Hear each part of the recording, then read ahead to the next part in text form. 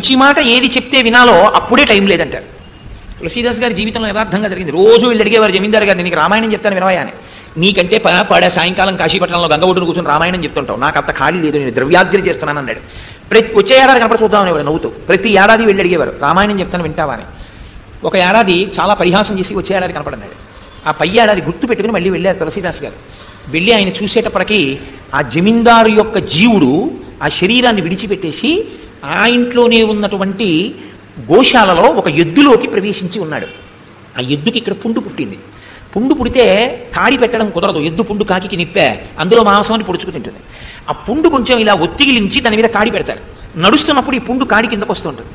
ఈ కాడి పెట్టి తోలుతున్నవాడు కొడుకు తోక మిలిపెట్టి ఆ కర్ర పెట్టి కొట్టి నడిపిస్తున్నాడు. తులసీదాస్ గారు వచ్చి, శరీరం మారింది కానీ జీవుడు వాడేగా, ఐశ్వర్య వ్యామోహంతో చచ్చిపోయావు, ఇక్కడి నుంచి అందులోకి వెళ్ళావు, నీ కొడుకే కానీ తెలియదు, తోక మిలిపెట్టి పుండు మీద కాడి పెట్టి నడిపిస్తున్నాడు, చూశావా అని చూశారు. ఎద్దులోనున్న జీవుడు మహాత్ముడైన తులసీదాస్ గారిని గుర్తించాడు.